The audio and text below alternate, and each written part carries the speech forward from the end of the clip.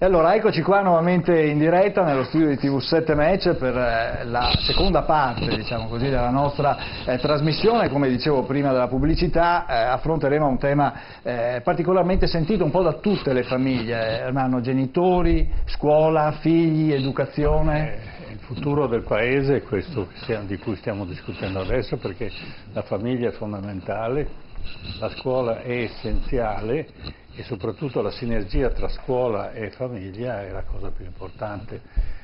E quindi di questo parliamo e cercheremo di affrontare un problema che chiaramente non riusciremo a risolvere questa sera, ma ci daremo eventuali futuri appuntamenti, perché che scuola andremo a costruire in futuro? Ci sono nuove tecnologie che stanno avanzando e necessariamente questa tecnologia non basta solo sapere usare il computer, ma come usarlo e a quale fine viene utilizzato, perché poi sarà lo strumento del futuro e quindi, come tutte le cose, hanno bisogno anche di persone che spiegano e poi allievi che imparano e si adeguano alle nuove tecnologie. Ma non solo di questo, ma anche di molte altre cose parleremo. Certo. Allora, presentiamo gli ospiti. Buonasera professor Patrizio Zanella. Buonasera professore. Buonasera. Grazie di essere qua, è un insegnante di storia. Buonasera alla professoressa Michela Bertazzo. Buonasera, lei è una dirigente scolastica qua di Padova. Buonasera a Marino Lorenzetto. Buonasera Lorenzetto, lei è presidente dell'associazione Crescere Insieme, e dopo ci spiegherà che cosa fate, di che cosa vi occupate. Buonasera ad Andrea Bergamo. Buonasera professor Bergamo. Lei è stato fino a poco tempo fa provveditore agli studi a Padova.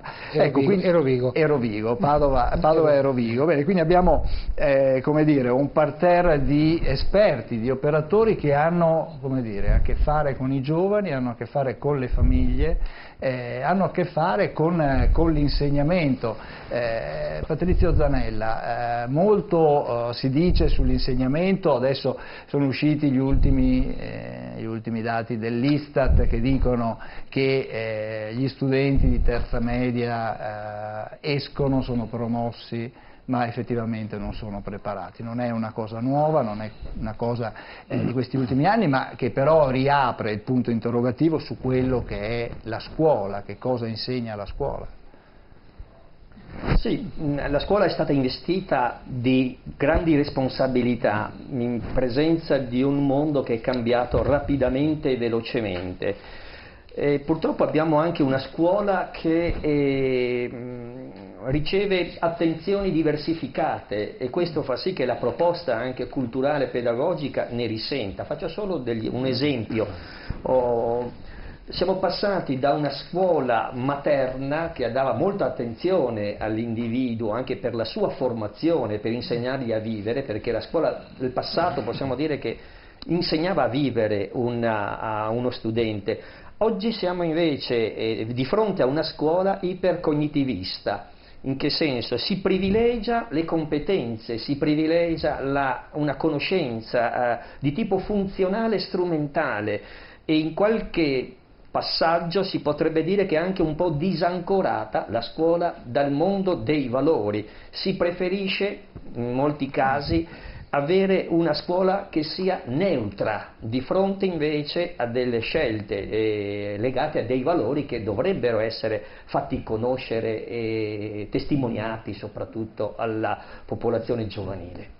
Allora, è sempre stato il tema della scuola, adeguarsi ai tempi, ma la scuola italiana ha pochi anni, perché la prima scuola risale alla Riforma Gentile e parliamo degli anni '20, quindi non abbiamo esperienze come fu la riforma di Napoleone in Francia o riforme molto importanti in altre nazioni.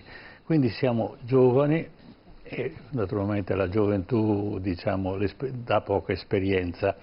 Allora vorremmo far vedere, entriamo un attimo prima nella storia, poi entreremo nell'argomento moderno, vorremmo far vedere un filmato. Certo. Allora facciamo vedere che cosa succedeva 60 anni fa in televisione, ad esempio, no? Allora vediamo questo filmato. Non è mai troppo tardi. Non è mai troppo tardi. Non è mai troppo tardi. Il Ministero della Pubblica Istruzione e la RAI Radio Televisione Italiana presentano Non è mai troppo tardi, corso di istruzione popolare per adulti analfabeti. Eccoli, sono questi i nostri amici di Allumiere. Sono qui. Non sono tutti quelli che sono potuti venire, accompagnati dalla loro insegnante, la maestra... Papiniedda. Me lo dice più forte per cortesia, signorina? Papiniedda. Papiniedda. Signorina, mi presenti lei stessa e i suoi allievi. Ma prima una cosa a voi volevo dire, ed era questo, che non è a me che dovete dire grazie, ma è a lei, perché è lei che vi ha aiutato, è lei che vi ha guidato la mano, è vero? Che ha tenuto la mano le prime volte quando la mano tremava sul foglio. Come a voi amici dico che il grazie lo dovete dire ai vostri maestri, perché sono loro che con affetto, con passione vi aiutano, vi fanno andare avanti nella conquista. Signorina, adesso me li presenti, ci faccia sapere il nome di ognuno. Sì. La nonnetta qui Barboni Agata ha 82 anni. È mia nonna questa. 82 anni? Sì. E la signora? Virginia Sganna. Quanti anni? 78. 78 anni. Remondini Gustavo. È il signore che torna ogni giorno con il mulo, con l'asinello, per arrivare presto alla lezione e non perdere, non fare mai tardi. È vero? E la signora? Di quanti anni, signora? 57. Adesso potrei farvi una domanda. Che cosa ho scritto? So che voi non potete leggerlo, ma proprio per questo siamo insieme, per superare questa difficoltà, questa, diciamo, limitazione che ci frena un po'. Bene, ora io cercherò di scriverlo in un'altra maniera. Guardate, comincio da questa prima parola.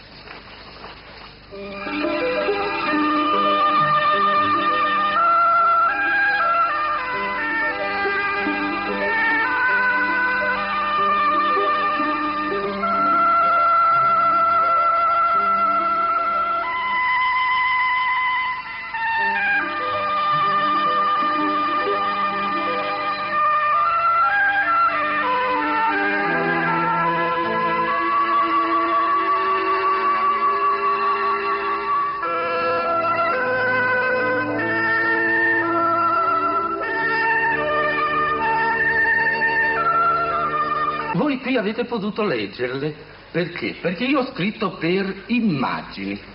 Ebbene, questi stessi segni, pino, mare, nave, casa, sono, diciamo, delle immagini simboliche, anche queste. Sono dei simboli. Attraverso questi simboli noi possiamo scrivere ciò che vogliamo e possiamo leggere ciò che gli altri uomini hanno scritto. Ecco, questo succedeva all'incirca 60 anni fa. Nel 1960. Allora, qual è l'impressione, professoressa Michela Bertazzo, di fronte a questa cosa che sembra una cosa preistorica? Invece avevamo delle generazioni ormai anziane che non sapevano leggere e scrivere e qualsiasi cosa le fosse detto dovevano crederci soltanto perché non erano in grado di capire, giudicare e rispondere. Prego. Beh, la scuola da quel tempo ha fatto veramente dei passi da gigante e ormai si può dire che tutti sanno leggere e scrivere. I bambini arrivano a scuola adesso che già sanno leggere e scrivere molto spesso. E ci sono però delle altre esigenze, perché siamo in un mondo molto diverso rispetto a quello di 60 anni fa. E non è più facile il lavoro che la scuola deve fare. I maestri di allora dovevano insegnare a leggere, a scrivere. Anche adesso i maestri devono fare questo, sicuramente devono fare questo.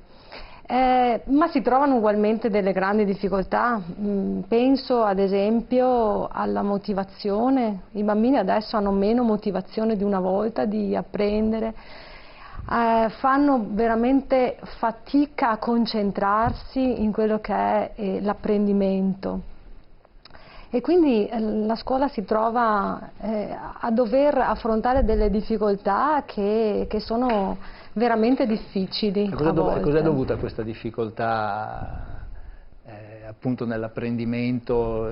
Hanno troppi stimoli, sono troppo distratti, cosa succede? I bambini hanno tantissimi stimoli, sono iperstimolati molto spesso e quindi poi hanno tutto, per cui la motivazione a stare, la motivazione a concentrarsi sulle cose, perché per apprendere ci vuole veramente ancora oggi concentrazione, ci vuole ancora oggi una fatica che i bambini sono sempre meno disposti a fare. Bambini piccoli per apprendere le strumentalità di base, ma poi si vede questo anche nei gradi successivi di scuola, insomma. L'altro giorno io ho anche un liceo, è venuto un ragazzo di quarta e mi diceva: ma preside, io passo 2 ore al giorno, cioè quest'anno veramente è invivibile per me, un liceo scientifico in quarta 2 ore al giorno, cioè voglio dire è un po' pochino. È un po' pochino, però per loro è già tantissimo, perché certo, sono comunque immersi in un mondo e hanno talmente tante possibilità che 2 ore da ritagliare per concentrarsi nello studio diventa già faticoso. Per cui... è quello che si dice, che l'eccesso di informazione crea disinformazione, ma a questo punto si pone il problema della didattica, cioè come fare a insegnare. È cambiato il mondo, ma facciamo sempre un passo indietro nella storia della didattica e vediamo invece Montessori, no? Certo, guardiamo la figura sulla Montessori che questo pone il grosso problema, come insegnare ai bambini di quell'epoca, ma stranamente rimane attuale anche adesso. Anche adesso, ascoltiamo. La geniale rinnovatrice dei sistemi di educazione dell'infanzia è tornata in patria. Vi dirà lei stessa qualcosa del suo esilio. Mancavo dall'Italia fino dal 1934, l'anno in cui hanno chiuso tutte le scuole col mio metodo. Mi spiace, ma il Ministero ha scelto un altro modello educativo. Vede, secondo i nostri esperti, e io non mi sento di contraddirli, lei ha lavorato in situazioni che riflettono poco la realtà dei bambini italiani. Non è vero, nelle mie scuole ci sono bambini di tutti gli ambienti. I figli degli operai a San Lorenzo, gli orfani di Via Giusti, i bambini ricchi del Pincio e anche a Milano. Sì, ma sono tutti bambini di città, che vivono in realtà piene di stimoli. Mentre il vero bambino italiano è un bambino di campagna, emotivo, bisognoso d'affetto, delle cure di una madre. Ed è per questo che chiameremo le nostre scuole scuole materne. Anche noi teniamo conto dell'emotività del bambino, ma vogliamo anche renderlo autonomo. È inutile che insista, tanto ormai la decisione è presa. Rimasi in Europa fino al 1939, poi dopo sono andata in India e lì sono rimasta per 7 anni, dei quali per 5 anni fui internata come nemico italiano. Io non potevo andare nei vari luoghi, ma venivano da tutte le parti gli indiani a me e in questo modo ho potuto preparare circa 1500 maestri. Ecco, ci rimergiamo nella storia. Cioè, avete visto che c'è un contrasto, abbiamo una riforma gentile che nega la didattica della Montessori, perché la Montessori lasciava libera scelta. La riforma gentile di cui oggi ancora paghiamo pegno, no? E invece era una coercizione a un certo tipo di insegnamento e doveva omologare, perché così voleva l'epoca del fascismo. Ecco, allora, quale soluzione oggi possiamo porre in un mondo in cui sta cambiando rapidamente la tecnica dell'insegnamento, perché abbiamo supporti completamente diversi, e quindi cosa possiamo pensare, come possiamo proporre ai giovani un insegnamento diverso, perché stanno acquisendo un linguaggio diverso attraverso le nuove tecnologie. Mannino Lorenzetto. La domanda è una domanda complessa, nel senso che ci sono stati dei cambiamenti solo negli ultimi 20 anni estremamente significativi che mettono anche in difficoltà le famiglie, per esempio. I genitori, che sono i primi nel ruolo educativo dei figli, hanno serie difficoltà a individuare anche un modello o dei modelli educativi nuovi. e quindi anche questo ha a che fare con la necessità di una scuola nuova capace di dare delle risposte.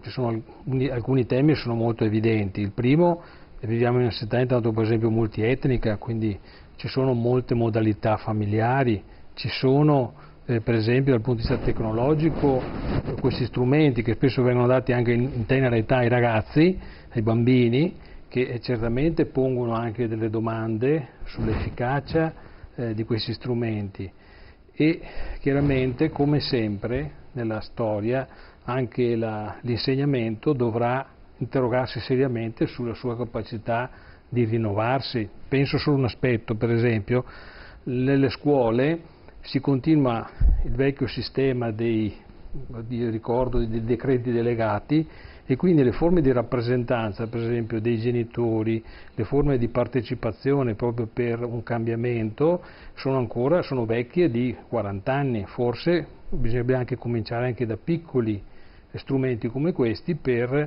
interrogarsi assieme e lavorare per trovare anche delle risposte. Allora, professor Andrea Bergamo, la sua, vista l'esperienza che ha avuto nella scuola e di fronte a questa scuola che sta cambiando, e il rapporto scuola-famiglia, perché è fondamentale, non c'è soluzione di continuità tra la famiglia e la scuola, che invece si sta accentuando questa spaccatura, quale percorso suggerisce? Lei parla di spaccatura, io parlerei di modalità diverse rispetto anche a un tempo, però se mi è possibile tornare un attimo indietro, no? Lei parlava della riforma Gentile che negava certa didattica, la Montessori invece che ci ha insegnato il metodo, e oggi le scuole a indirizzo montessoriano vanno per la maggiore soprattutto fuori Italia, perché noi ci siamo stratificati su altre metodologie, però c'è un po' una ripresa. Ma al di là di questo ci sono altri due aspetti che vorrei sottolineare. C'è una riforma del 62, legge Guida, è un padovano, sì, che manda tutti i ragazzi alla scuola media. Noi siamo partiti da questo, no? Certo. E poi prima del 62 c'è stata la riforma dei nuovi programmi della scuola primaria, che allora si chiamava scuola elementare, del 55, lo accennava già la dirigente Bertazzo, a cui ai bambini, malgrado Gentile, si doveva insegnare leggere, scrivere, far di conto. Ora, leggere, scrivere e far di conto in ambito sportivo potremmo fare una metafora, li chiamiamo i fondamentali. Allora, la scuola, a nostro avviso, siamo addetti alla scuola, siamo addetti ai lavori, deve continuare a occuparsi dei fondamentali. Qui c'è una contrapposizione che nasce anche un po' dalla Costituzione, perché la Costituzione dice che la famiglia ha il diritto-dovere di educare e istruire i figli, mentre lo Stato in qualche modo attraverso l'istruzione obbligatoria dei 10 anni più 2 che sono nati successivamente, istruzione obbligatoria, in qualche modo ha preso il posto della famiglia. Io credo che la famiglia adesso non ci sta, perché non abbiamo più una famiglia di analfabeti, abbiamo una famiglia di acculturati, di laureati che vogliono, come diceva Lorenzetto, partecipare, essere presenti, ma il sistema è un po' ingessato, è un po' rigido, e spesso abbiamo delle contrapposizioni. È un sondaggio così che riportano i libri, le riviste specializzate, ma nell'anno scolastico scorso, di quest'anno non posso parlare perché sono fuori da qualche mese dalla scuola, però leggo i giornali, e le aggressioni fatte da genitori a insegnanti sono state censite al numero 36. A insegnanti e dirigenti scolastici. Cosa vuol dire? Sono 36 persone maleducate, su questo è ovvio, ma c'è di fondo una insoddisfazione che alcune famiglie sempre di più vogliono una scuola su misura del proprio bambino, del proprio alunno. Questo lo Stato non lo può dare. Noi sviluppiamo l'autonomia, ma in un quadro di complessità e in un quadro di cooperazione, in un quadro di lavoro assieme, dove non deve essere, la scuola non deve diventare un teatro dove si litiga per il figlio, perché dovremmo essere alleati invece i genitori e insegnanti per il bene di quello che è lo studente dalla scuola dell'infanzia al quinto anno di liceo o di istituto tecnico professionale, perché questo è il nostro futuro. E invece notiamo un po' questa difficoltà. Da un lato notiamo alcuni insegnanti che si chiudono un po' a riccio perché si sentono indifesi e anche con pochi mezzi, dall'altro famiglie che dicono noi vogliamo partecipare di più, chiedono sempre di più, e credo che dobbiamo ascoltare gli uni e gli altri. La contrapposizione c'è, però spesso come dire, ci perdiamo attorno a quello che è un falso problema, perché comunque che ne dicano, al di là dei dati che ci diceva il direttore prima, la scuola italiana esporta ancora molte cervelli all'estero, quindi da dove hanno studiato questi ragazzi? Vuol dire che qualcosa hanno imparato, e che non possiamo sempre dir male, no? Poi dovremmo anche andare a vedere i dati regione per regione, quindi adesso il discorso si farebbe complicato, ma Veneto, Friuli e Lombardia con dati internazionali sono molto sopra la media, quindi possiamo essere un po' così contenti. Poi non siamo contenti perché il nostro paese insomma è bello così com'è ed è bene che tutti i ragazzi escano con buoni voti, però abbiamo ancora una scuola che esporta cervelli, quindi vuol dire che a scuola si lavora bene. Credo che dovremmo continuare a lavorare, ecco, anche prima si parlava della didattica, no? E delle nuove tecnologie. Attenzione, perché la letteratura scientifica ci dice che non è detto, scritto che l'insegnante tecnologico sia per forza un bravo insegnante.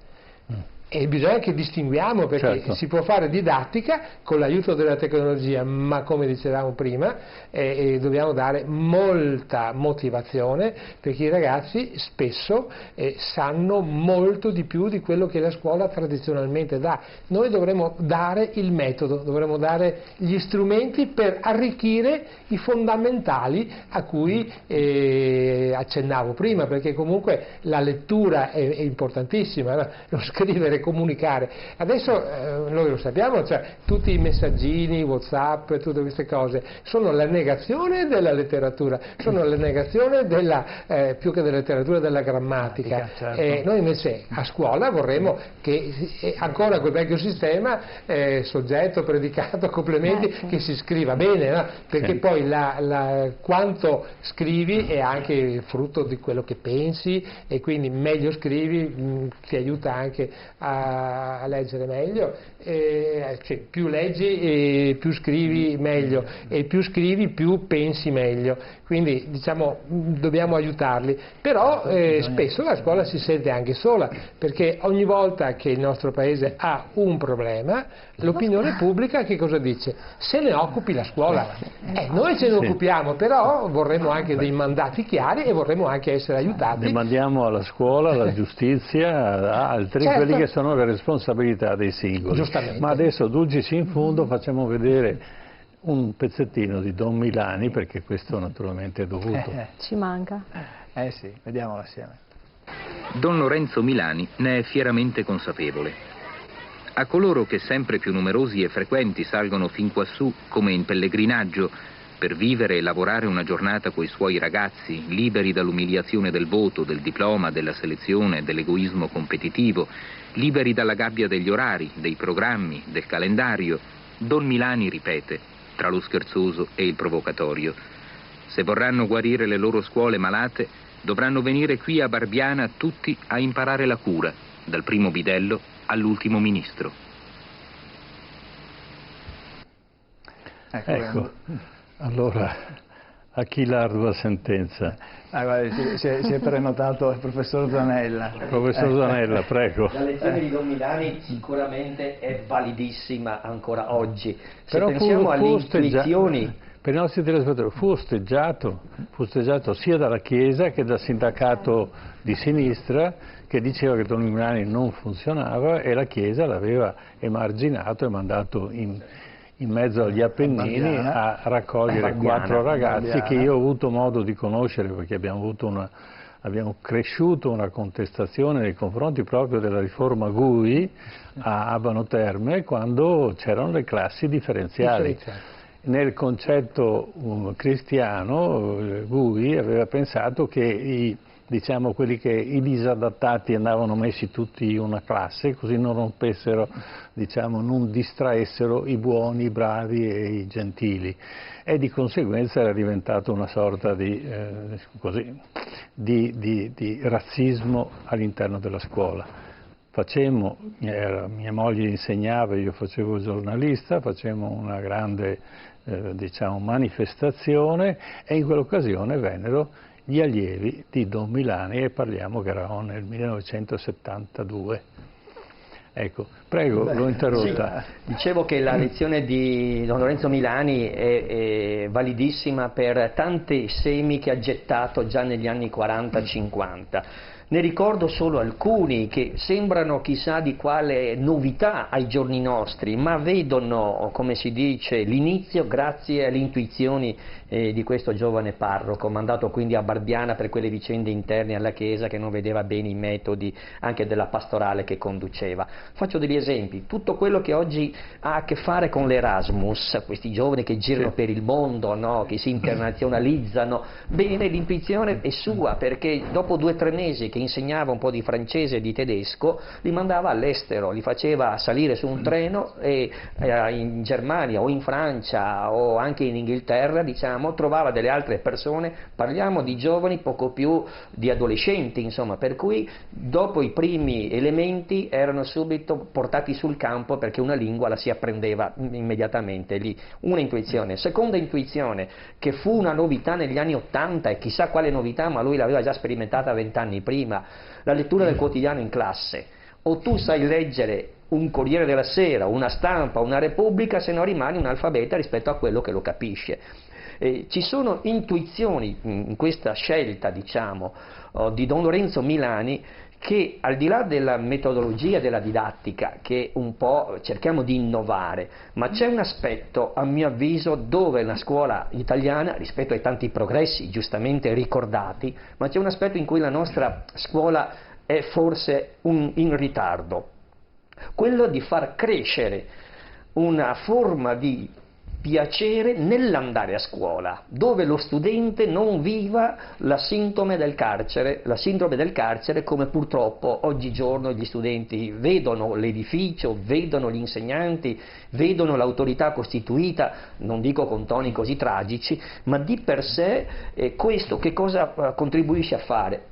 Contribuisce affinché lo studente abbia una motivazione veramente vicina al 5 e al 10% nell'andare a scuola, perché le motivazioni dell'apprendere se le costruisce altrove. Oggi è questo che manca, far diventare un piacere il sapere. E qua bisogna trovare anche dei professori disposti e preparati, perché la loro disciplina che insegnano diventi anche una formula di interesse per l'allievo che deve ascoltare. Sì. Ecco, in questo senso forse dovremmo lavorare di più, grazie a una didattica, grazie a una specifica competenza e grazie anche a un ascolto dei bisogni di questi ragazzi, che quando gli si propone veramente delle cose che abbiano un senso, sanno sintonizzarsi. E quando si scade nella didattica o nel nozionismo, che il ragazzo vola con la sua fantasia altrove. Sì, Michele Bertazzo, allora i giovani devono essere incentivati, perché il gioco del sapere è il più, diciamo, stimolante nell'acquisizione. Quanto abbiamo odiato Dante e quando chi l'ha ripreso in mano a distanza di anni, quando ormai quell'odio si era sedimentato, si era attenuato, ha capito quante cose diceva questa persona. Io avevo un professore che me l'ha fatto imparare a memoria. Mi ha fatto soffrire, lo ringrazio ancora, perché a pensare a Dante automaticamente mi vengono in mente tutti i passi che ho letto, che ho imparato, ma queste sono eccezioni ovviamente, ma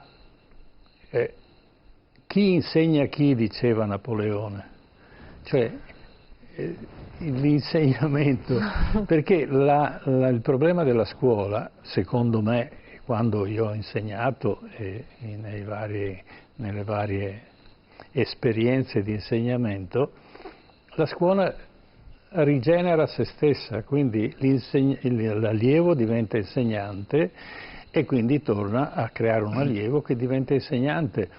Allora bisognerebbe fare, credo, una sorta di uscita dal ciclo scolastico dell'insegnamento e quindi creare dei corsi di aggiornamento di questi, o di insegnamento di questi insegnanti, preparare gli insegnanti, prego. Beh, indubbiamente la passione degli insegnanti appassiona anche gli alunni e quindi sarebbe... Se avessimo degli insegnanti appassionati, preparati, tutti avremmo sicuramente delle eccellenze. Però veramente abbiamo già degli insegnanti che sono molto bravi nella scuola. Io ne ho tanti e vedo che moltissimi si spendono per la scuola, si spendono per i ragazzi, si spendono per formarsi.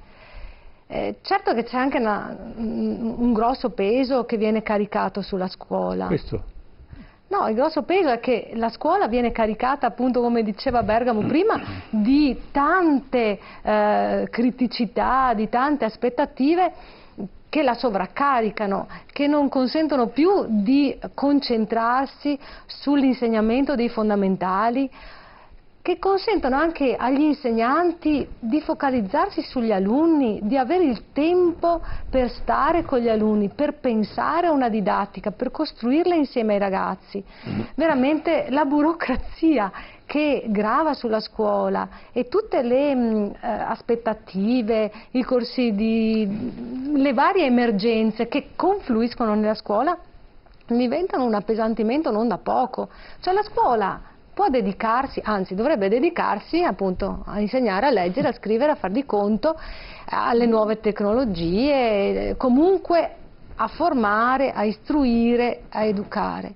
Ma le emergenze che arrivano nella scuola sono altre, sono le tossicodipendenze, sono tutto il discorso sanitario, sono tutto il discorso legato a, non so, alle dipendenze, al gioco d'azzardo, al bullismo, ai discorsi ambientali, ma non necessariamente legati a un insegnamento e a un apprendimento, ma veramente la scuola diventa il luogo in cui ci deve essere tutto. Io credo che la scuola dovrebbe essere lasciata un po' tranquilla, veramente, dovrebbero essere sospese tutte le varie sperimentazioni e riforme, lasciate che quello che è stato fatto, la scuola italiana è veramente d'eccellenza, la scuola padovana, io conosco questa, ed è una scuola veramente viva, vivace, che cerca di dare il massimo e i risultati poi lo dicono anche le statistiche, i risultati degli invalsi, eccetera.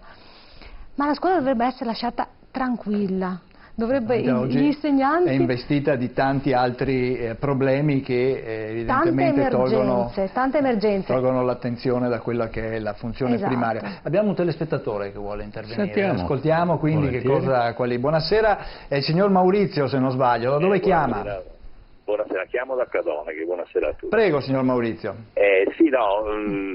Ho visto come avete cominciato con l'immagine storica del maestro Alberto Manzi. E siccome ho più di 70 anni ho provato molta nostalgia, però guardate che purtroppo di fatto non c'entra più niente, nel senso che già quelle trasmissioni televisive, no, destinate a un pubblico di analfabeti che hanno avuto il merito di far imparare a leggere e scrivere a centinaia di migliaia di persone, e in effetti ci parlano di un mondo che non esiste più, perché sostanzialmente ai tempi del maestro Alberto Manzi, che era un grandissimo maestro, certe cose si potevano conoscere, sentire, vedere solo a scuola, no? Per cui c'era, diciamo così, questa superiorità, per così dire, della scuola sul mondo esterno, perché la maggioranza delle persone non aveva nessuna informazione, nessuna notizia, e nella scuola le trovava. Adesso il mondo, per fortuna, proprio perché c'è stato il maestro Manzi nel passato, è completamente cambiato, e la scuola parte in vantaggio, nel senso che a livello di informazioni, di conoscenze, di notizie, di stimoli, ci sono dei sistemi potentissimi a disposizione di tutti, perlomeno nei paesi ricchi come il nostro, no? Allora, sì, ma secondo me il terreno su cui la scuola si deve misurare è quello di suscitare nei bambini, nei ragazzi di diverse età, il piacere di conoscere, il piacere di sapere delle cose andandosele a trovare, non trovandosele già pronti, il piacere di acquisire un metodo per cui tu bambino, tu ragazzo, ti fai la tua ricerca, ti fai la tua scoperta, e questo comporta una preparazione, una capacità e quindi anche una passione negli insegnanti, che sono le figure fondamentali, nuova e infinitamente superiore a quella che si chiedeva.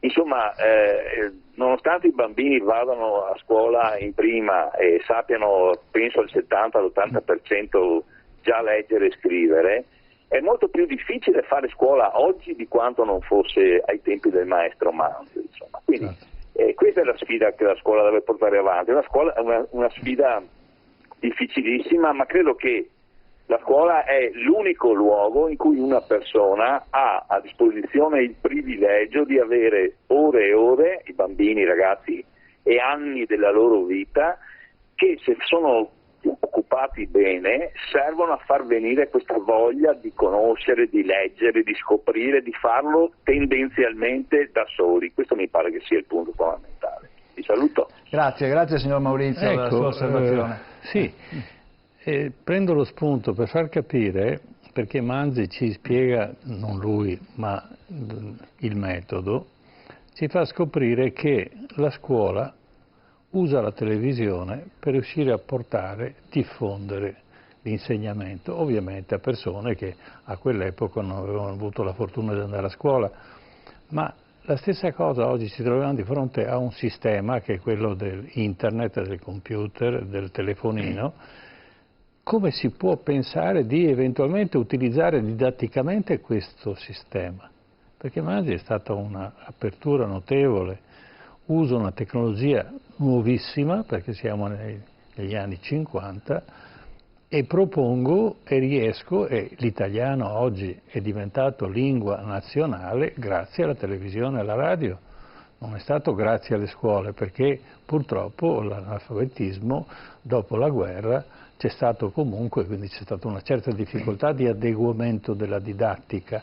Ecco, come si può pensare di utilizzare e quindi rendere positivo quel mezzo che invece fa diventare i giovani violenti piuttosto che seguire certe strade che, diciamo, la scuola invece persegue strade diverse?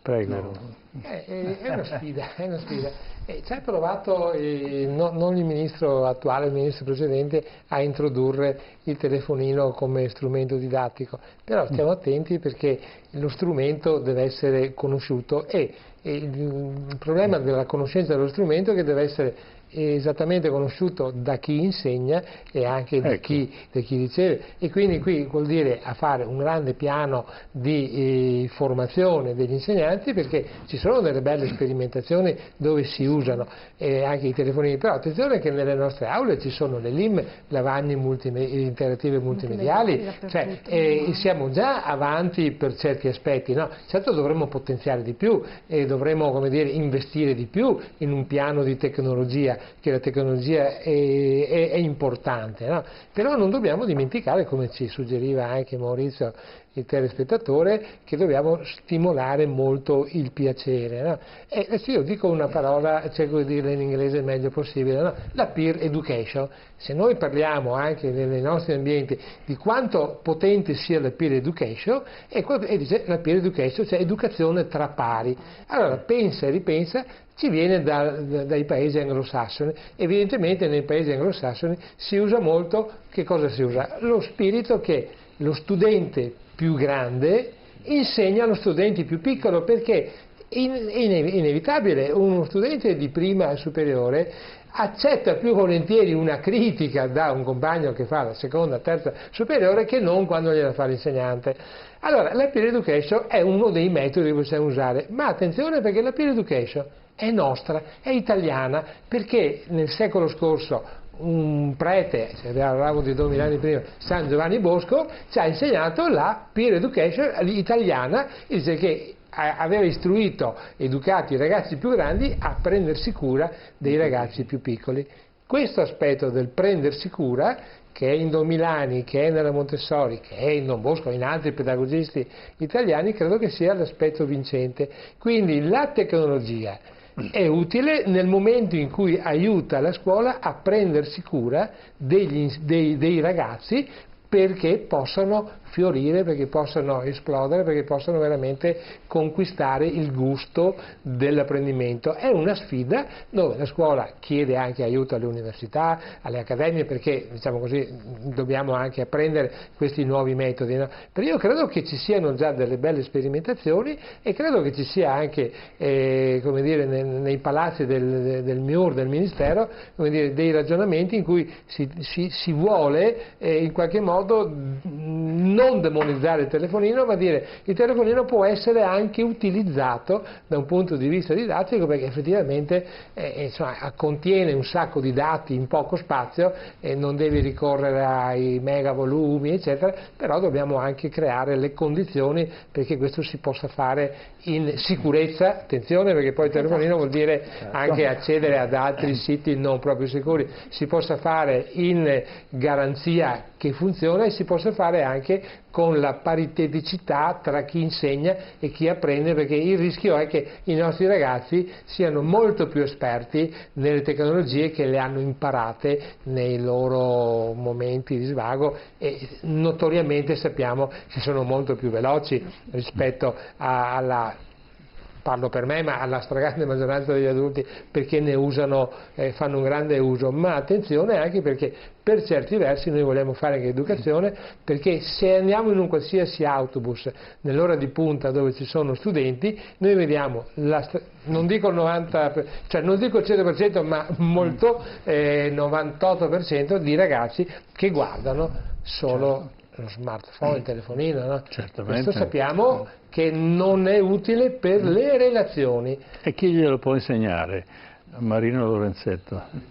Faccio un esempio molto interessante. L'altro giorno sono andato alla riunione del gruppo che frequenta mia figlia in parrocchia e stavano organizzando un campo scuola e i ragazzi stessi hanno chiesto agli animatori di non portare in quella settimana il cellulare.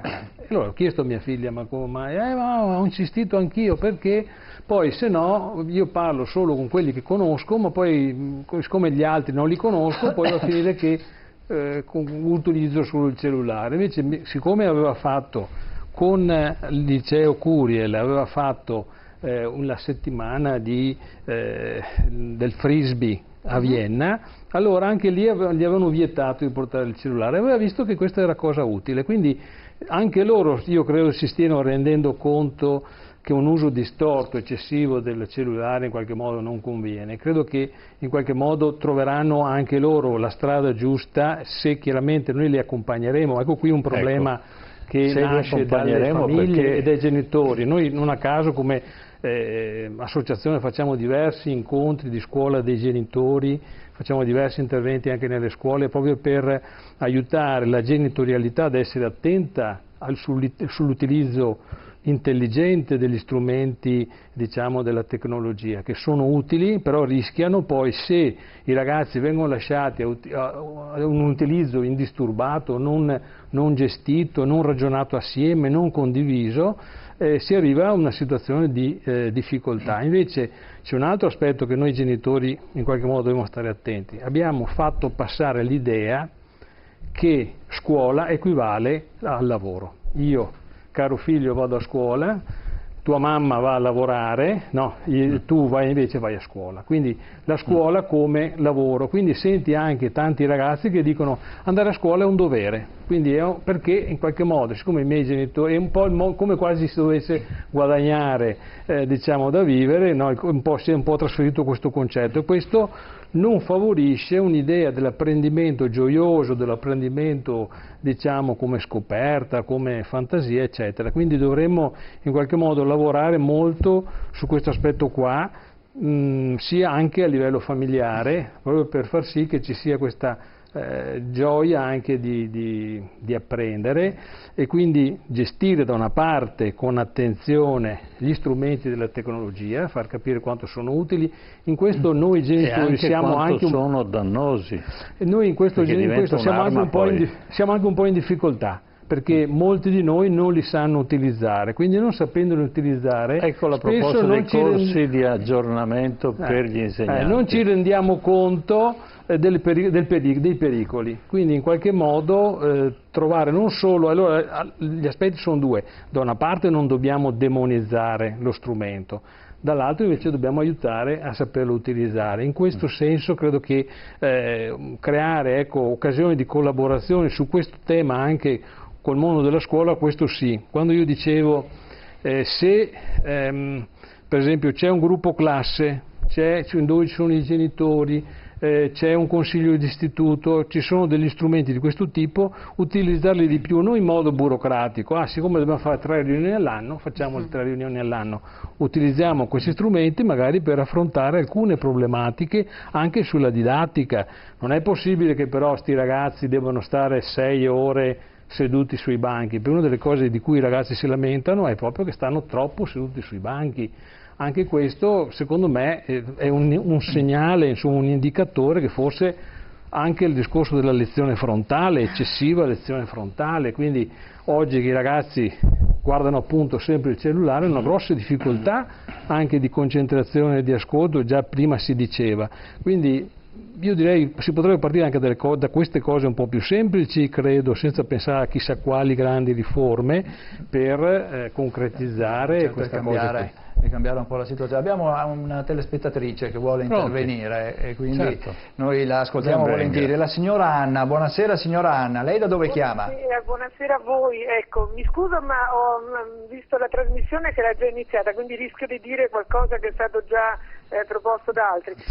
Io sono stata per oltre 40 anni prima insegnante elementare e poi dirigente scolastica in Veneto, qui, però sono nata a Roma, figlia di Veneti, quindi sentite un accento un po' insolito. Quindi ho dedicato veramente molta parte della mia vita. Ora sono in pensione da 5 anni, ma tutto quello che è scuola mi interessa ancora, per questo mi sono soffermata a vedervi con molto piacere. Ecco, ho visto il dottor Bergamo che abbiamo incontrato in tanti incontri di dirigenti, quindi mi fa piacere vedere persone della scuola. Ecco, volevo dire che la cosa importante sono gli insegnanti nella scuola. Per la mia esperienza di tanti anni, se l'insegnante è motivato, è capace, è preparato, trasmette l'amore per la scuola, fa sentire tutto leggero. Si è detto giustamente la scuola deve essere vissuta bene, non come un dovere ma come una gioia all'apprendimento. È fondamentale la persona, la motivazione e le capacità degli insegnanti, forse più ancora delle tecnologie, perché io ho visto l'IM e altri strumenti tecnologici usati in maniera tradizionale, in maniera diciamo fredda, antica. Allora è la persona che fa la differenza. Poi mi ha colpito la dottoressa che ha detto, dice lasciate la scuola tranquilla, basta con tutte queste emergenze da affrontare. E lo pensavo anch'io, lo dicevo anch'io, però al tempo stesso mi rendevo conto che se c'è un'istituzione, un'agenzia, come si diceva, educativa, che può e deve fare queste cose, deve fare prevenzione, deve occuparsi di ambiente, di salute, di prevenzione del bullismo, di educazione ai sentimenti per prevenire la violenza contro le donne, insomma tutto quello che sappiamo, tutto il carico che viene dato alla scuola, educazione alimentare, vita sana, di tutto. È proprio la scuola che se ne deve occupare, volenti o nolenti, meglio se volenti, occupiamocene con passione perché siamo lì apposta e trasmettiamo ai ragazzi il piacere di andare a scuola grazie a insegnanti motivati che amano il loro mestiere, chiamiamolo così, che lo fanno con passione e con competenza. E parliamo un po' più di didattica, un po' più di metodologia, perché non se ne parla più. Io vengo dalla scuola elementare e una volta era fondamentale questo, invece adesso si dà tutto per scontato. Gli insegnanti giovani sono lì allo sbaraglio, mi dicevano ma questo bambino non ha il metodo di studio, ma siamo noi che lo dobbiamo insegnare, ma se non ce lo insegnano a noi insegnanti, come facciamo noi a trasmettere? I problemi sono molto grandi e molto importanti, però bene fate a parlarne e apprezziamo quello che dite. Ecco, molte grazie. Grazie alla signora Anna del suo intervento. Allora, professor Zanella. C'è un altro elemento che va considerato. Giustamente la scuola viene caricata di tante aspettative. Ce n'è una che eccessivamente addossata sulle spalle della scuola e non rientra a mio avviso nelle competenze della scuola, o meglio solo a latere. È la cosiddetta educazione che le famiglie delegano moltissimo alla scuola, anche come si dice, l'educazione del proprio figlio, quando il tempo di massima che un figlio trascorre è più all'interno del contesto familiare anziché della scuola, ma c'è quasi una sorta di neutralità da parte dei genitori perché privilegiano una spontaneità, il ragazzo deve essere lasciato libero, no? E quindi si aspetta o si carica sulla scuola moltissime di queste aspettative che anche in termini strumentali non può dare e non è in grado di offrire.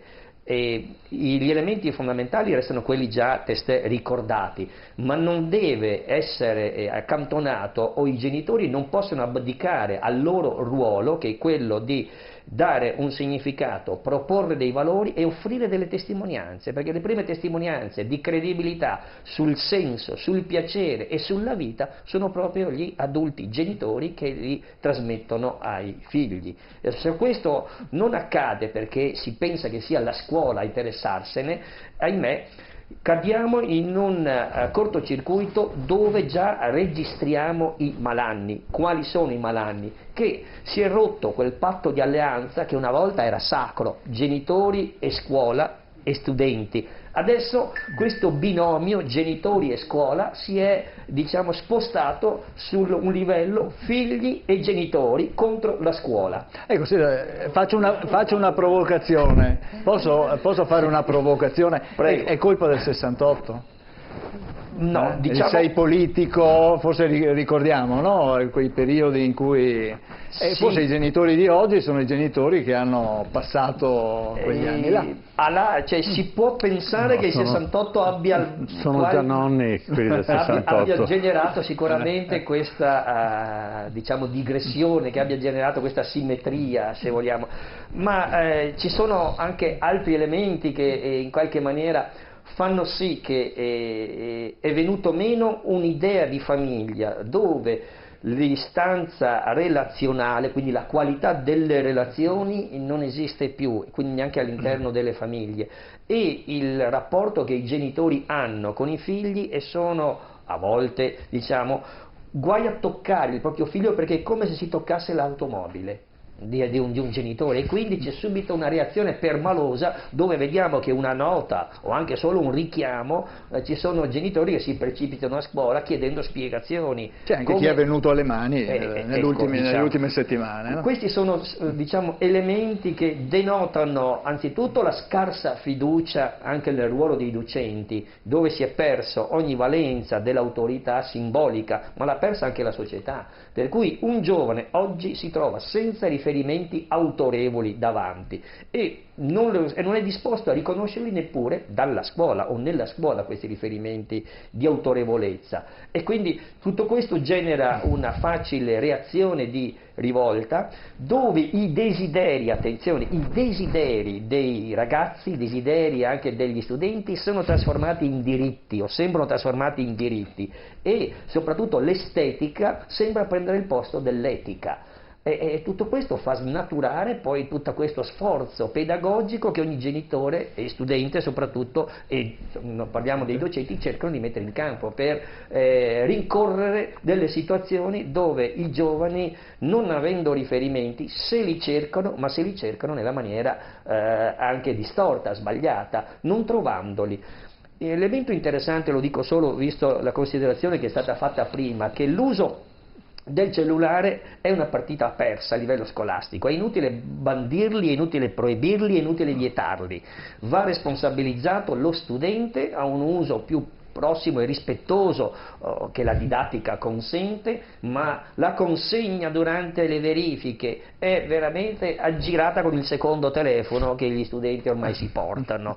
Ecco, non lo si può sequestrare perché se non hai il permesso dei genitori, guai, altrimenti ti viene a scuola il genitore protestando, che è diventata una protesi dell'essere umano, cominciando dallo studente stesso che non può più privarsene.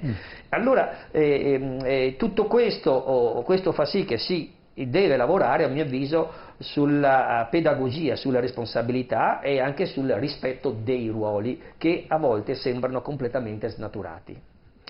Ecco, Io credo che c'erano 3 tipi di educazione. Quella scolastica, prima di tutto quella familiare, poi quella scolastica, e importante era quella religiosa. Ora ormai l'educazione religiosa è scomparsa e quindi è scomparso il senso della morale, che questi giovani non sono amorali, nel senso che non è che vanno contro la morale, proprio non la conoscono e quindi difficilmente affrontano i problemi creandosi dei pensieri e valutando quello che stanno facendo. Quindi è permesso tutto. Quella familiare, che chiaramente le famiglie si sono allargate e quindi il giovane soffre di questa ambiguità familiare, perlomeno per la maggior parte. Poi ci sono famiglie invece sane che proseguono nella loro strada, e poi quella scolastica che è rimasta, e quindi questa è diventata il patrimonio su cui investire per educare i giovani. Ma io non credo che l'escludere il telefono o il computer risolva il problema. Bisogna accettarlo e spiegare ai giovani quali sono, ecco, una etica e una morale nell'uso di questo sistema. Professoressa, cosa... Quello che sta dicendo è veramente inoppugnabile, cioè nel senso che c'è questa... L'uso della tecnologia per la didattica a cui faceva riferimento prima è indubbiamente importante, e gli insegnanti si stanno attrezzando, le scuole si stanno attrezzando sempre di più per introdurre, per utilizzare lo strumento tecnologico in supporto alla didattica, e questo è un aspetto. Però sicuramente c'è l'aspetto della responsabilità nell'uso di questi strumenti. E i ragazzi hanno perso in parte il senso della responsabilità, non lo conoscono, e soprattutto nell'uso di queste tecnologie. Ci troviamo molto spesso di fronte proprio a scuola a questa necessità di insegnare ai ragazzi le conseguenze nell'uso distorto. C'è un discorso di privacy, ad esempio, che i ragazzi non conoscono, non concepiscono, ma che hanno dei risvolti anche... Possono farlo, però. Cioè hanno la possibilità di farlo, certo, senza sapere le conseguenze che... Certo, ma quindi lo sforzo della scuola è proprio quello di insegnare una responsabilità ai ragazzi e dare loro degli strumenti per un uso consapevole di questa tecnologia. Stiamo facendo grossi lavori anche con la Polizia Postale, anche con l'UST, per creare dei momenti di formazione per i docenti prima, perché naturalmente anche gli adulti, anche noi che usiamo la tecnologia tutti i giorni, non abbiamo piena consapevolezza dei risvolti e delle conseguenze che possono avere dei fatti, certo, dei gesti che facciamo, pubblicare foto su Facebook, così, pubblicare foto di amici, ma non ci rendiamo conto di quelle che possono essere le implicazioni. E i ragazzi devono essere veramente informati ed educati a questo, e questo è un aspetto che la scuola si trova a dover affrontare e che non sempre è preparata giustamente, quindi stiamo cercando di attivarci, di formare i docenti nei due aspetti, l'uso della tecnologia per supporto alla didattica, ma anche l'uso responsabile della tecnologia per conoscere quelli che sono i risvolti giuridici, i risvolti, ed è un lavoro immane, è veramente un lavoro molto grosso che stiamo facendo. Abbiamo dei supporti, però insomma, nei siti delle scuole ci sono, per esempio nel nostro sito il CULE, c'è il nodo blu, dove ci sono tutta una serie di indicazioni, ad esempio, che possono aiutare anche i ragazzi per capire meglio, no, come muoversi anche in questo uso della tecnologia, ed è un aspetto veramente... Che è un uso che per certi versi è anche obbligatorio, perché il mondo del lavoro poi ti impone, no? L'utilizzo della tecnologia, un utilizzo sempre più avanzato, se pensiamo appunto a quella che è la realtà di molti lavori, e i lavori poi che verranno adesso, perché è un mondo che l'avvento del digitale e tutto quello che ci va dietro impone.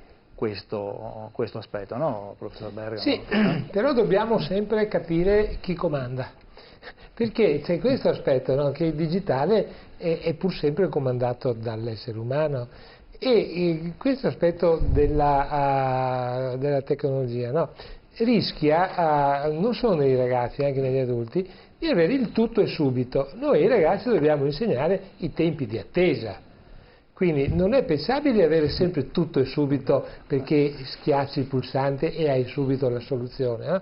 Cioè però anche la società vive così. La società oggi, vive, però dobbiamo subito. attenzione, perché in altri paesi, se leggiamo anche la letteratura scientifica d'oltreoceano, ci dicono che stanno facendo un po' retromarcia, perché hanno scoperto che non dà tutti questi grandi vantaggi. Per carità, noi siamo favorevoli all'uso delle tecnologie previa la formazione, però quello che spesso anche l'adulto ci chiede, dice: ma lo voglio sapere in tempo reale. Ma abbiamo un po' di tempo, perché dietro il tempo reale c'è un essere umano che ha un tempo fisico, non deve essere stressato e non lo puoi caricare, perché la videata è un attimo a pubblicarla, ma bisogna costruirla. Certo. Quindi anche questo di insegnare le attese, i giusti tempi di pausa, questo dobbiamo anche occuparsene noi.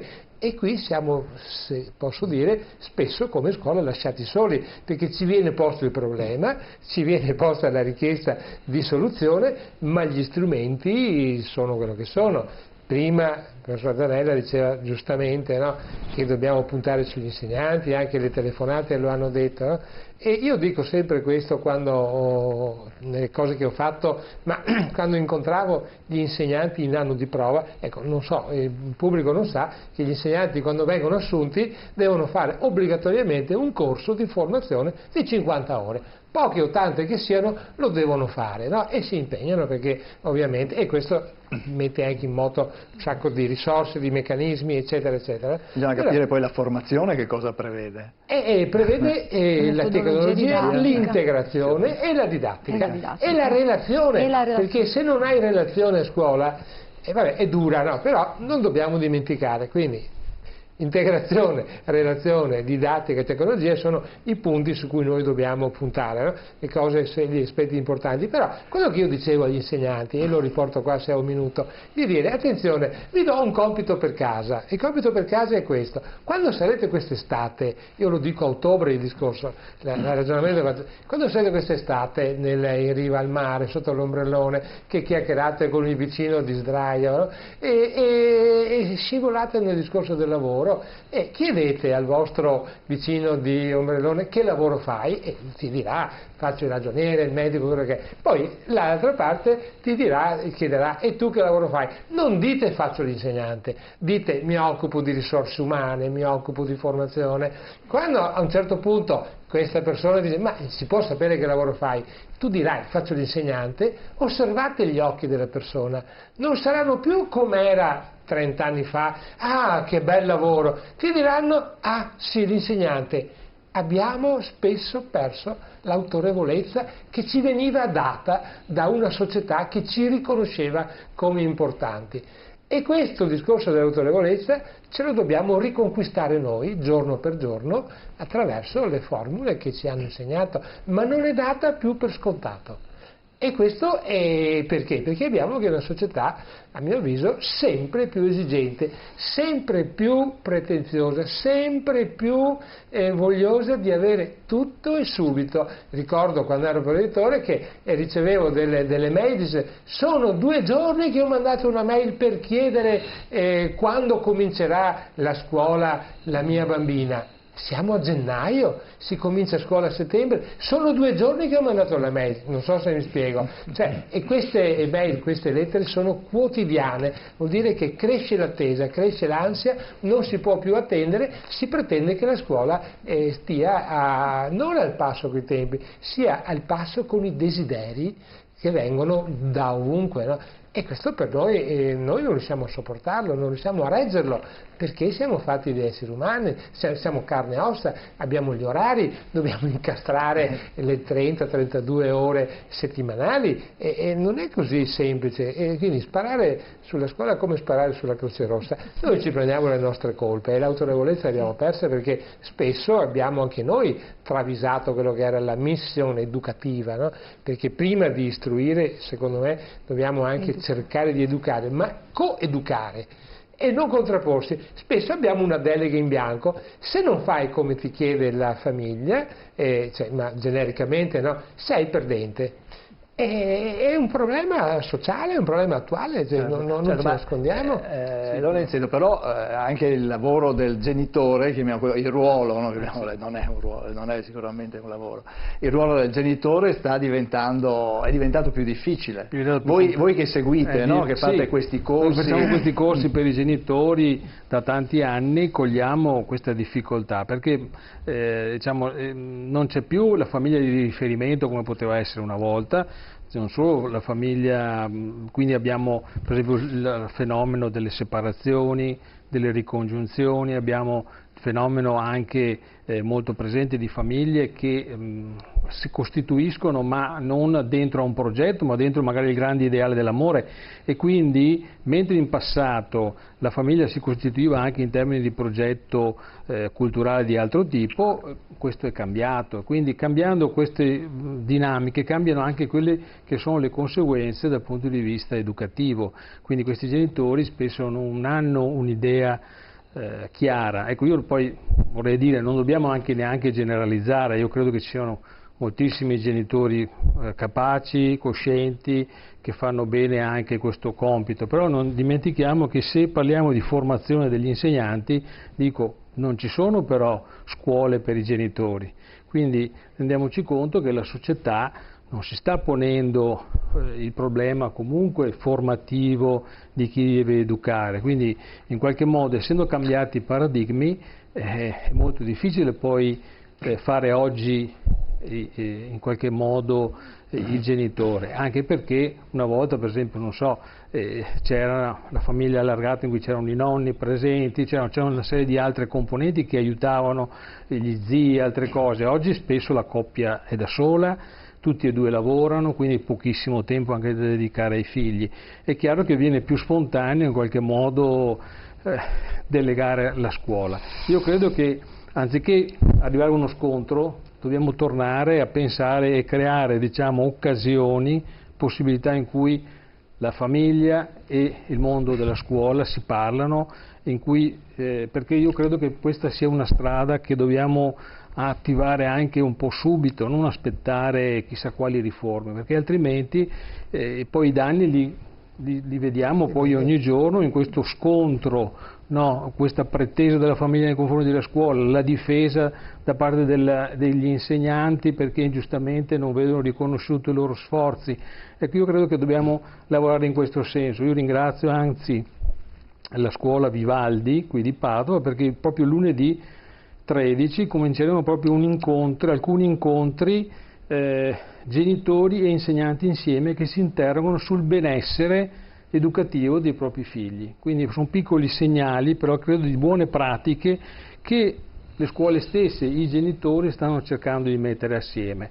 Ed è partendo da questo che si può anche tentare anche di dare delle risposte pratiche, concrete, perché ripeto, trovare poi delle soluzioni in una realtà così complessa, trovare delle soluzioni che vadano bene a tutti, credo sia difficile, credo che non sia così immediato, e credo che comunque vada riconosciuto, alla scuola anche qui di Padova, quella che io conosco, dove hanno frequentato i miei figli, e parlando anche con tanti genitori che incontriamo in questi corsi, anche il riconoscimento di uno sforzo che viene fatto, notevole, importante.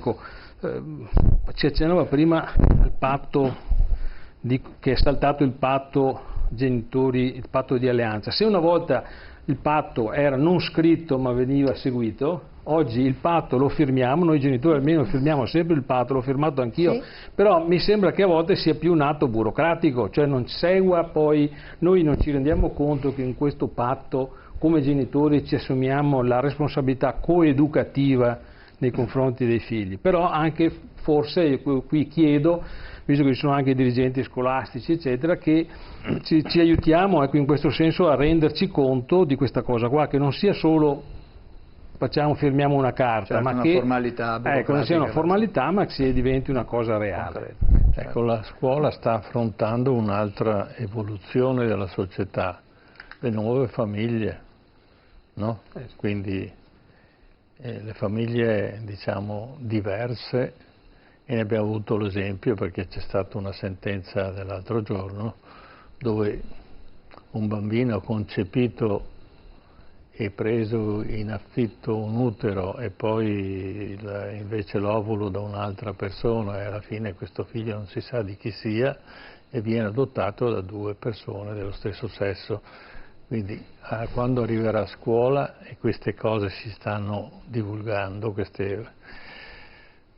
cosa succederà? L'altro aspetto è la migrazione. La scuola si sta assumendo un peso enorme perché abbiamo dei figli che giustamente non sono nati in Italia, ma che comunque hanno il diritto di imparare, di andare a scuola, ma che questo onere di insegnare una lingua nuova e poi tornano a casa e parlano ancora la lingua dei genitori, questa promiscuità linguistica, che naturalmente è una cosa molto bella, però naturalmente pesa sull'insegnante, perché il tempo di acquisizione, il livello di acquisizione è sicuramente diverso rispetto a quello di una volta. Dottoressa, cosa ne pensa su questa? Ha esperienza, sta vivendo esperienze concrete nell'assorbimento della...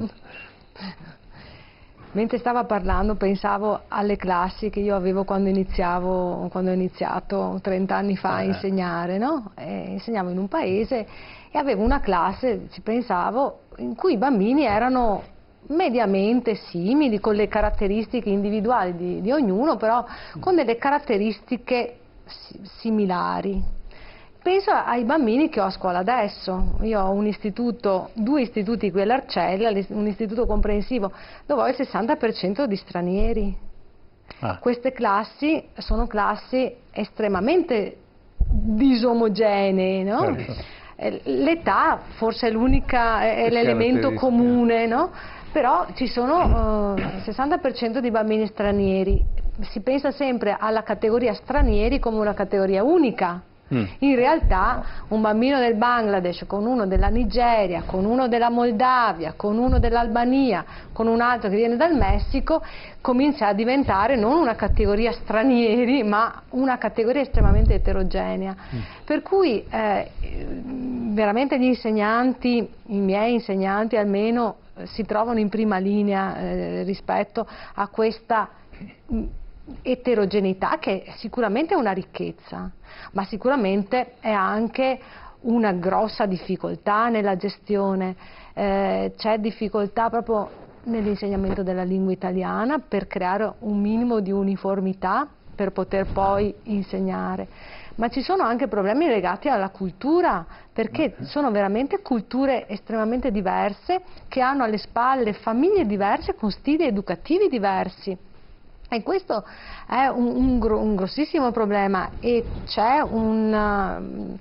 gli insegnanti si spendono molto per creare un gruppo classe che almeno tra i bambini funzioni, e poi di cercare di chiamare le famiglie per trovare delle linee comuni che possano consentire poi di portare avanti un discorso educativo e di istruzione che abbia un senso. Dobbiamo renderci conto anche che la tecnologia sicuramente, però forse l'emergenza dei bambini di oggi che dobbiamo tenere in considerazione è l'aspetto emotivo. Abbiamo dei bambini che sono da un punto di vista emotivo sempre più fragili, per cui anche vuoi spiegare meglio? Anche il venire a scuola è difficile, cioè sono bambini che fanno fatica proprio a sopportare la frustrazione, a sopportare la fatica, che difficilmente sanno affrontare proprio le difficoltà che possono trovarsi. Da una parte c'è un'iperprotettività delle famiglie rispetto ai figli, molto spesso anche figli unici, eccetera. O forse è anche una caratteristica un po' generale, no? Tutti siamo un po' più fragili, no? Tutti facciamo fatica ad affrontare questa complessità della vita. E i bambini, insomma, si vede, abbiamo bambini che non vogliono venire a scuola, che fanno fatica a venire a scuola, che sono seguiti e sono anche un po' accompagnati dai genitori, perché magari dicono poverini, troppo difficile.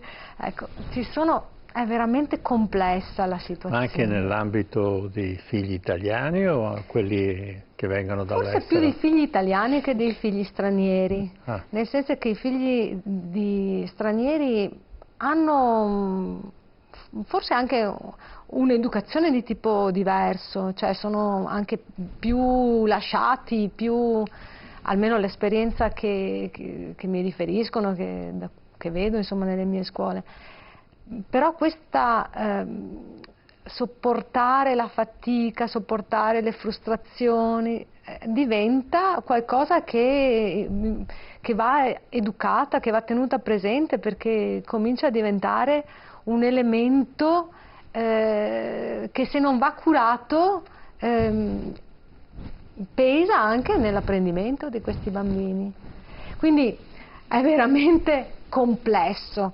Io credo che la scuola stia facendo tanto, possa fare di più, indubbiamente possa fare di più, possa spendersi, possa continuare in questo percorso che sta affrontando, però credo anche che bisogna dare atto che la scuola sta facendo un grosso lavoro di coordinamento, il tentativo di mettere insieme tante istanze e tenerle proprio, perché ci sono quelle dei genitori, ci sono quelle degli enti locali, ci sono quelle dei servizi sociali, ci sono quelli dei servizi territoriali, delle parrocchie, cioè la scuola può farsi centro e c'è questo tentativo, almeno per l'esperienza che ho io, anche per l'esperienza padovana, insomma, di altri dirigenti, insomma, che stiamo lavorando. Patrizio per Zanella. questo. Sì, mi fa venire in mente quello che dice la dirigente Bertazzo, un altro elemento inerente alla fragilità emotiva. C'è un approccio da parte di alcuni studenti, avallato poi dal comportamento dei genitori, che è quello di considerare la scuola come un posto dove si va a prendere i voti, e quindi scatta il meccanismo dell'ansia di prestazione. Genitori che si aspettano un livello alto o medio-alto del proprio figlio, e anche quando fosse solo sul 6 o sul 7, ma puoi dare di più, ma puoi fare di più, scatenando poi questa fragilità emotiva in studenti. Purtroppo mi capita di vederne che di fronte a una verifica che apprendono 7 anziché 8 e 9 sono pianti in classe. Anche questo è veramente patetico. Torna in auge Don Milani. Ecco, cioè, io lo ripeto spesso, ed è una regola aurea, fondamentale, ma che dimentichiamo: si viene a scuola non per il voto ma per la vita. È solo una questione di vocale, eppure siamo tutti aggrappati a questa casella che deve avere un numero alto elevato, se no ci sono subito rimbrotti da parte dei genitori o del studente che ha già 17 e anche 16, 17, 18 anni. Sappiamo quanto incide una verifica a quell'età, magari che ha aspettative in famiglia, e non va come dovrebbe andare, ecco la fragilità emotiva. Un'altra considerazione che mi permetto di aggiungere, sempre in base a queste ultime considerazioni su queste scuole sempre più multietniche: non si deve dimenticare che uno, mi auguro, dei valori e delle cose più importanti che la scuola ha nel suo DNA è imparare gli studenti ad accogliere le diversità. l'accoglienza delle diversità non deve essere visto come un problema, ma sono delle sfide positive. Se non lo insegna la scuola, se non è quella prima forma di socializzazione a darci questi strumenti, di accogliere le diversità come una ricchezza, come è stato ricordato, ahimè la scuola accusa veramente dei gravi deficit, perché tutta la nostra società anche del futuro sarà all'insegna della diversità, o la accogliamo o entriamo sempre più in contrasto. Sì, ma questa è una questione etica, poi bisogna farlo, quindi va cambiata l'organizzazione scolastica, perché non possiamo pensare di avere 15-20 studenti e ognuno parla la sua lingua e poi tutti insieme, che è l'Italia di 100 anni fa, prima della riforma gentile. Un napoletano, o ancora un napoletano parlava bene, e un siciliano con un veneto si capivano per niente, erano due lingue completamente diverse, peggio che un veneto con uno spagnolo, si capivano molto di più. Ecco, quindi bisogna creare una struttura diversa della scuola, bisogna pensare al futuro della scuola, perché non basta soltanto a analizzare e diciamo fare un'analisi critica di quello che è stata la scuola, quello che è la scuola, ma poi dire bene, allora ci troviamo di fronte a questo fenomeno, è un fenomeno irreversibile e a questo fenomeno irreversibile dobbiamo far fronte, ed è il discorso che abbiamo fatto prima con il porto di Venezia. Benissimo, il porto di Venezia funziona, benissimo perché funziona e crea ricchezza, però forse è il porto che tra 20 anni, è l'aspettativa del porto che ci sarà tra 20 anni, cioè il porto deve essere adeguato, ma non posso adeguarlo al momento in cui trovo la necessità, ma devo guardare avanti e incominciare adesso un meccanismo, perché i tempi di evoluzione di questi temi sono estremamente lunghi e quindi il pensare avanti perché questo fenomeno si ripete e si allarga, credo che sia il fondamento della nuova scuola dei prossimi anni. Cosa ne dice? Qui ci stiamo provando, andiamo anche il discorso dei ragazzi che noi preferiamo chiamare di cittadinanza non italiana, no? Cosiddetti stranieri. La stragrande maggioranza è nata in Italia. Diventeranno cittadini italiani dopo il 18° anno se ne fanno richiesta, e anche qui si aprono fronti che non ci riguardano, che noi li abbiamo a scuola. Però questi ragazzi parlano quasi dialetto, cioè l'italiano lo sanno. Il problema è un altro. Adesso c'è un piccolo esempio. Noi con la dirigente viviamo in un quartiere che è l'Arcella. A me piace d'estate fare qualche passeggiata fuori casa col cane o anche se da solo, eccetera. Escono i ragazzetti, li vedi che sono di nazionalità diverse e col pallone sotto braccio perché sono usciti da un patronato piuttosto che dall'altro e parlano dialetto tranquillamente. Allora io dico, lì si sono integrati, cioè la lingua per ora, salvo certi casi di neo-arrivi, perché si arrivano ragazzi dall'oggi al domani che seguono i genitori che hanno ottenuto asilo politico, si sono trasferiti o hanno trovato lavoro, certo che bisogna attivare la mediazione culturale eccetera, però la stragrande maggioranza dei nostri ragazzi cosiddetti stranieri sono nati in Italia, l'italiano lo sanno e sono anche capaci di insegnarlo ai loro genitori, soprattutto alla figura femminile che sta ancora spesso in casa. Il problema è proprio quello delle culture, no? Dell'atteggiamento che hanno certe famiglie, anche molto semplice. Se fra 2 giorni, 3 giorni dobbiamo fare una visita ai giardini della Rotonda, dobbiamo andare in Prato della Valle, cosa fa la scuola? Chiede, fa un avviso, lo manda a casa tramite il diario e si attende, aspetta che ci sia una firma. Non sempre le firme arrivano, perché dall'altra parte c'è una difficoltà nel cogliere l'avviso come un qualcosa di utile e di importante alla scuola, no? Però noi dovremmo puntare certamente sulla mediazione culturale per aiutare questi ragazzi e non siamo più all'anno zero, non siamo più in emergenza, le nostre scuole sono attrezzate per affrontare le situazioni, soprattutto le scuole d'Arcella dove abbiamo la stragrande maggioranza la presenza è una presenza molto forte, no? Ma anche in altre parti della città, però non siamo all'emergenza. Lavorare molto anche sull'aspetto della ricchezza, perché gli scambi scambi culturali, gli scambi di relazioni e gli scambi amicali che può avere un bambino del Bangladesh con un bambino italiano, con un bambino, come dire, del Perù, sono eccezionali e aiuteranno i nostri ragazzi, sia indigeni sia stranieri, ad affrontare quello che sarà il futuro di essere cittadini del mondo. Cioè, questo è un vero laboratorio, è faticoso, e stiamo formando gli insegnanti, li abbiamo formati, non siamo più all'anno zero, ma non dobbiamo mai abbassare la guardia, perché come diceva giustamente il direttore, cambiano anche gli stessi ragazzi. Se noi, ecco, anche l'atteggiamento culturale dei cosiddetti alunni stranieri, genitori stranieri, è diverso rispetto alla scuola.